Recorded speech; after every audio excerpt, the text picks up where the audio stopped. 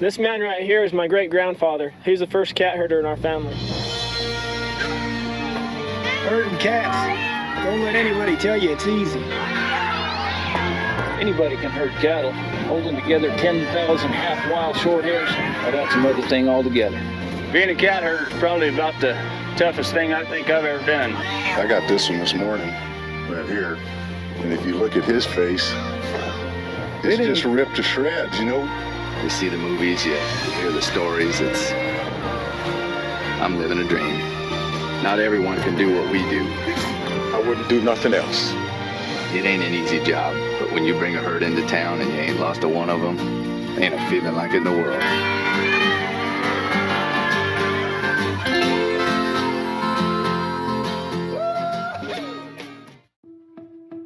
Corn farmers have an amazing story to tell. They're helping meet our demands for feed, fuel, and fiber, while continually implementing new sustainable methods of doing so. Today's farmers produce more than ever.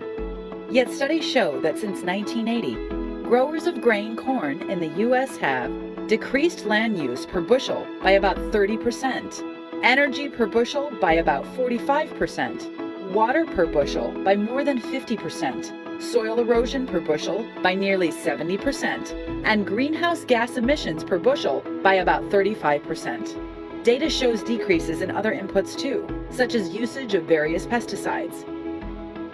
Also, because the crop itself stores carbon, each acre of corn removes 8 tons of greenhouse gas from the atmosphere, more than one vehicle produces annually.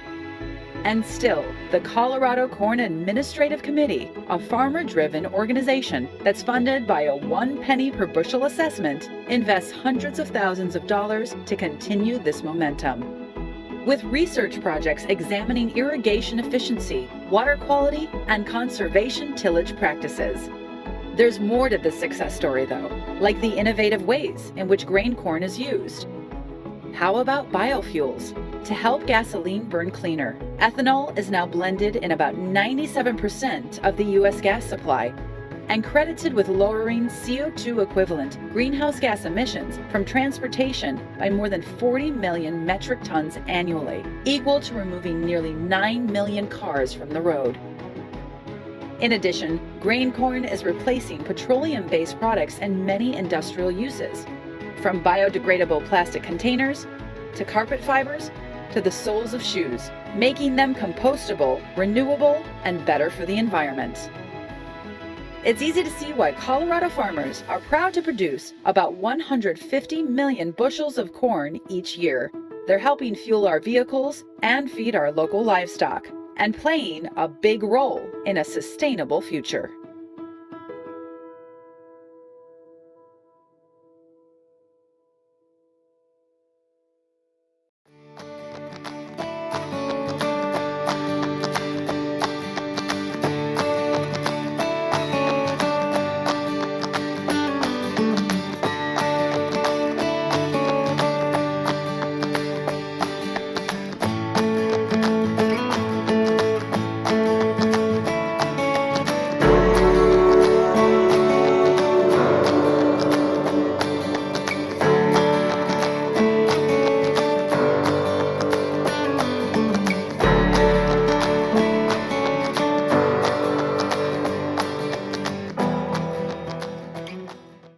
A sweeping bill that impacts everything from how food is grown to how food stamps are doled out is headed for a showdown in Congress. The $867 billion farm bill passed the U.S. Senate tonight.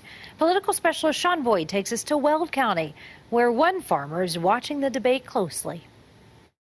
Since Sunday, these leaves would have been up here. Dave Eckert's farm in LaSalle, one of those hard hit by Sunday's hailstorm. We're obviously going to have a yield effect.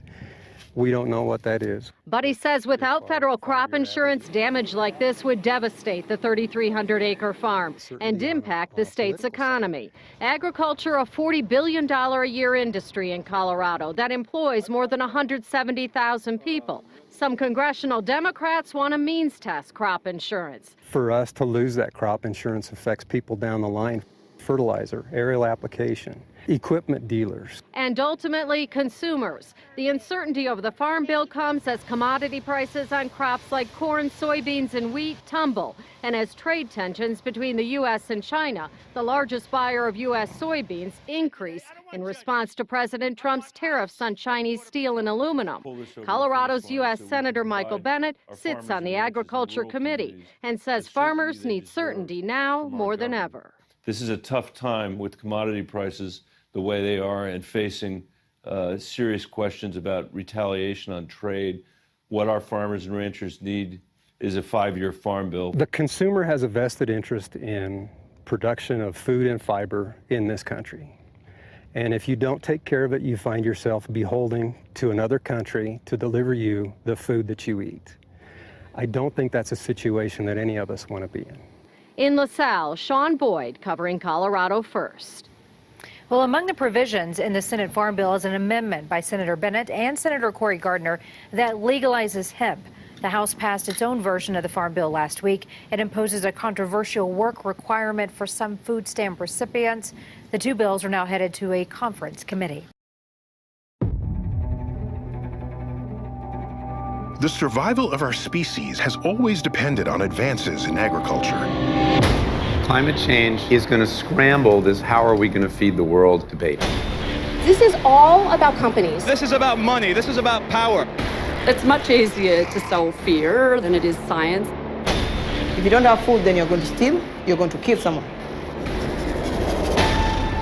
So, how do we make the most informed decisions about how we feed ourselves? The three most terrifying letters in the English language are GMO. I wondered how many people really know what they are. I don't know. I know it's bad.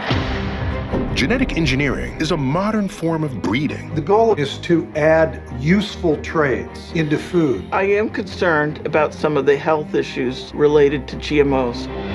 More colds, autism, susceptibility to hepatitis, cancer, HIV. There's absolutely no proof to a health hazard. Never trust one opinion. You look at the consensus of experts. I don't think that genetically modified organisms are dangerous. You're either going to be GMO or you're going to be organic. They cannot coexist. If this is an organic planet we're going towards, you would see all the rainforest destroyed just to feed the current population. This is something I'm going to look into. Some people can say wild and crazy things. I trust the social media more than most medical doctors, more than the CDC, more than the FDA, more than the EPA. I don't need a scientific study. Things like that. We humans are wired to make our minds up and that's it. We make decisions based on our gut. When was the last time you changed your mind? Our intentions were honorable. We were trying to protect the future of the planet and the health of our children. It begs the question, how do you know that GMOs are the enemy? What if we got it wrong?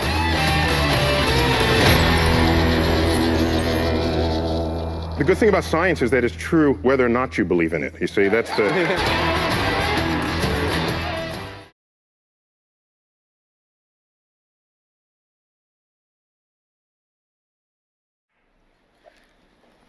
When I look to the future, this is what I see. My family. My children, my grandchildren, they are what motivate me to work my farm with the care and attention to detail that will leave the land better than I found it. And I'm not alone in this. I believe the agriculture community is dedicated to making the land, the environment, and our way of life better. Whether it's through sound conservation practices, using the latest technologies, or teaching our children why we do what we do, I am just one of many farmers dedicated to doing the right thing. As a child growing up in a rural Midwestern community, I never imagined the impact agriculture would have on the future of our society. But my perspective has changed. And now I see how the profession that I have devoted my life to impacts the world. And I want to share with you a story of where agriculture has been, where we are today, and where we are going. In the 1890s, my great-grandfather had no idea what this plant was. Do you? It's the largest ag export from the United States. It's a key ingredient in many food products. It's a soybean. And the first soybeans that were ever grown on my farm, my family's farm, was after a devastating hail crop in the 1920s, which destroyed my grandfather's corn crop. He had no other choice. He had to do something. Soybeans were planted not for the oil and the meal that what I use them for today, but as a high-protein forage to sustain his livestock through the long, cold winter. And what he found when planting the corn following the soy was that the soil was much easier to work, the young seedlings were much healthier. Like others, my grandfather discovered a basic scientific principle here. Soybeans capture nitrogen from the air, they transfer it to the soil, and allow the next following year's crop to thrive. Mother Nature provides many sustainable processes such as this that are used today, and crop rotation is just one of them. My grandfather's grandfather and his young bride came to Iowa in the 1850s with a dream to own land and to raise a family.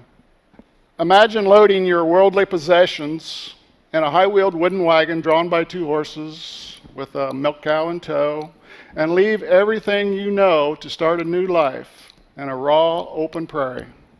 My family's farm has endured, despite struggles to provide enough food, or when Mother Nature devastated the crops with the blazing hot summers, or when livestock suffered through the brutally cold winters. Changing climate has been a way of life for generations. But out of these adversities came a resilience often only found in agriculture. Jump forward 5 generations, and you find me working the same land purchased in 1890. I owe my passion for my profession to my father. He was an agricultural giant in my eyes. He's the reason I've been able to not only endure, but improve the way I farm. He was a fiercely independent man, short in stature, but tall in character. Hard work was his hobby, and he finished what he started, regardless of the effort required. His belief in hard work is a principle I still live by today and teach my children and grandchildren. A career of farming is not for everyone, and my parents' 9 grandchildren, only one chose this path, my son. And for the last 10 years, I've had the privilege of working alongside my son and his young family who live in the 100-year-old house that my great-grandfather built. It takes many hands across generations to sustain a rich farming history with deep roots. Today, the U.S. farmer represents only 1% of this country's population, but we are growing nearly half of the world's soybeans.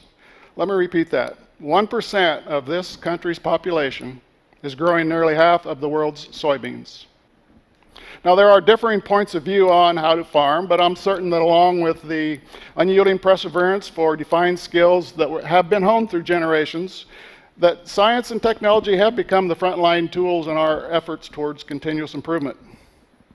Being profitable is required, but without a dedication to improving the land, the water, and the air, the next generation could be lost.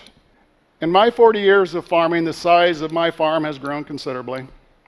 Science and technology has led that charge for change, not only with the machines that I use, but the seeds that I plant. Modern innovations have given us the ability to plant and harvest in a timely fashion. We're able to utilize variable rate technology using global positioning satellites where I can place my seed within an inch, my fertilizers within that zone as well. Computers are as much a part of the American modern farm as the harness was to granddad's horses. I've increased my production 3 to 4 times that of my grandfather while reducing my fertilizer workload and other inputs by half on the very same land. And through good record keeping and evaluation of all my practices, I have been able to set my baselines as key performance indicators in my dedicated efforts towards continuous improvement. Some may resist the direction of modern agriculture for the romantic notions of the past, but I've witnessed firsthand this transition, and I'm a testament to the responsible outcomes. My grandfather, he saw white houses peppered black with soil after windstorms due to soil erosion, and today I maintain that soil on my fields by using minimal tillage, cover crops, and a whole long list of other conservation practices. The modern tools that I and the other 2.1 million farmers in the U.S. use today are allies in our efforts to produce a bountiful harvest while protecting our land and our environment for future generations. Using science to provide assurances to the American consumer, I've worked on a first-of-its-kind effort with sustainability, with soy. That very same soybean, I might add, that my grandfather first planted. What will the future look like? Not just soy, but it will also include other crops that produce more, with less water, with less input, and will adapt to changing climate conditions. Though our way of life has similarities with wonderful memories of a simpler time, I was commissioned by my parents to be socially and economically responsible. And just as I've had to embrace changing perspectives, I also recognize that the transition has begun on my farm. My story of hands across generations runs deep, deep with tradition, but carries on with a willingness to innovate as I look towards a brighter future. Thank you.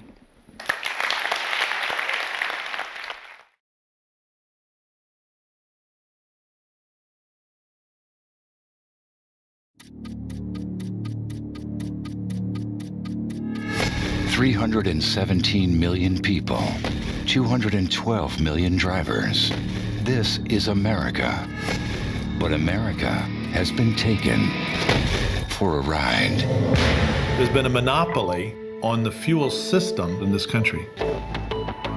The oil companies invented the pump. They control it. There is no competition. You gotta choose. Do you want to go to the movies with your kids or do you want to buy gas? It hurts. We have the ability to stop using oil right now. So here we stand. You got God with love in the hand. All cars run equally well on methanol, ethanol, or gasoline. The blood, sweat, and tears. The United States started building flex fuel cars in 1994. There are millions of cars on the road that are flex fuel. The only way you knew you had a flex fuel car is that your gas cap was yellow. What's the gas station of the future going to look like? It's going to look a lot different than today's. One of the reasons is look at natural gas coming along. It's cleaner, it's abundant right here in America. It's American. Until we have a moment of truth with ourselves, this country is destined to not only be addicted to oil, but addicted to all the terrible trappings that come with oil. What's going to break the monopoly at the pump is entrepreneurs who build alternative distribution. Spend about $100 a day in gas, now spending about $20. We're under the impression that you have to change a ton of parts to make this run off of alcohol fuels. That is not true. It's possible to create compelling, affordable electric cars. That's the best part about being an American. We don't like it, we'll change it. The technology out there, the know-how is out there. We are going to be able to do this on our own.